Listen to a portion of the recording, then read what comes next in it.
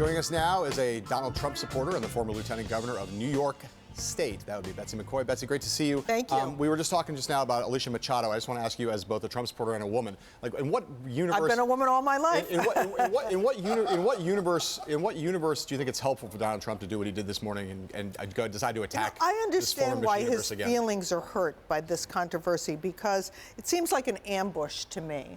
The fact is, we know Donald Trump has a campaign manager is a woman, a married woman with 4 little kids. He's offered enormous opportunities to women who work for him. And this just looks like a kind of dirty trick, a dirty campaign trick. Right, but he called her Miss Piggy. He fat shamed her. That wasn't confirmed. And then he attacked her for being. Don't say he called her Miss Piggy. Then he attacked her for being overweight. Let me just correct it for the record. There's no evidence that he called her Miss Piggy. Go ahead. So then he attacked her on Tuesday morning, and then he attacked her again today. Yeah. Well, just try to answer my question. What political purpose do you think it serves for him to go and attack her again in the way he did today? I think he's trying to set the record straight about what actually happened back then, which is far less relevant, of course, than what's happening now. But let me just say in one sentence what happened then, as far as I can see, which is that she was a beauty contestant, something Mrs. Clinton sticks her nose up at. It's not politically correct anymore, but back then it was. And she signed a contract that she would weigh a certain amount, kind of like a jockey riding on a horse in horse races has to weigh a certain amount, or a male model who has to fit into a suit of a certain size. John, you know that. And when, you guys look pretty good, actually. Very good, in fact. But when she no longer fit that description, some people wanted to fire her, and he said, no, give her another chance, let her work out, let her try to regain the job qualifications. That's as far as I know about Ms. Machado, and I have no intention of attacking her because, like all women, I've battled the bulge. My children have had many battles with weight. I have 2 granddaughters now, so I am a household of lots of women, and we all get it. Betsy, first of all, the last thing you said is an outright lie that she was going to be fired and he saved her. They've talked to people who were at the organization at that time. I can't address that. Okay. All I've heard is what I've been told, and it's a he said, she said thing from 20 years ago. I want to go back to the last thing you said, because I've seen you around town, and you are a mom, and you have and a grandmom now. And a grandmom. I have 3 daughters and 2 granddaughters. You use the words.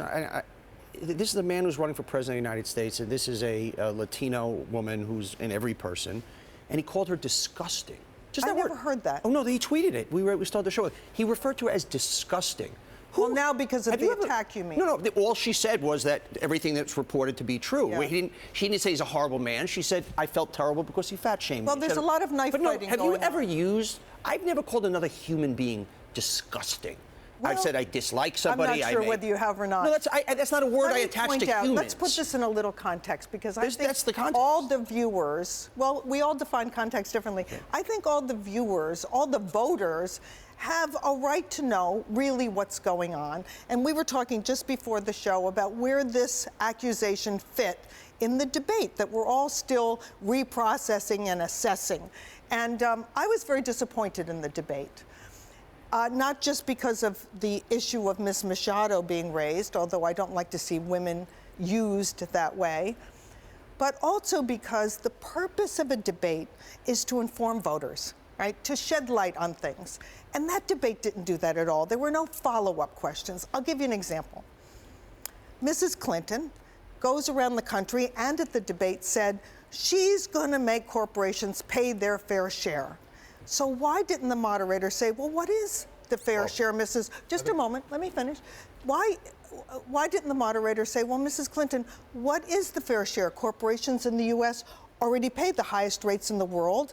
You're proposing hiking corporate tax rates, and the Federal Reserve has already warned us that if they are raised, it will cause, quote, a substantial decline in wages and growth. Right, so please explain that. So, Betsy, I think that's Lester Holt seemed to have taken the approach that the 2 candidates were able to engage with each other on those questions. Well, he didn't do that. He did a lot of nasty fact-checking on silly things with Donald Trump could easily have raised that point if he wanted to. But I want to come back to the thing that's happened more recently, which is, what do you think about what happened in the debate? You're comfortable with the idea of having a person in the White House who is up at 3 o'clock in the morning, tweeting things about their political opponents. Well, tweet under any hasn't just let me finish the question. Under any circumstance, alleging that that there's a sex tape involved that does not exist, but that no one's been able to find. I don't know whether it exists. That news organizations have spent the week looking for have not found. You think that, temperamentally speaking, you're comfortable with that kind of person in the Oval Office? Yes, I am. You could think that would be okay behavior on the part of a president. Don't bully me. I'm not bullying you. I'm trying to get you to answer the question. Yes, I am, but I know the answer you'd like me to give you. No, I'm happy to have you answer any answer you want. Let me explain that I think Donald Trump has a lot to offer this nation, and Mrs. Clinton is trying to change the debate from a debate over the economy. She doesn't want to own that because people are earning less than they did in 2007. She doesn't want to talk about foreign policy because ISIS is threatening so many parts of the world, and she left the State Department in a shambles. So what are we left with? She wants to redefine this debate as Betsy, political correctness, gender discrimination. We have a hard break right now. Appreciate that point. Not really on the point of whether Donald Trump has a temperament to be president.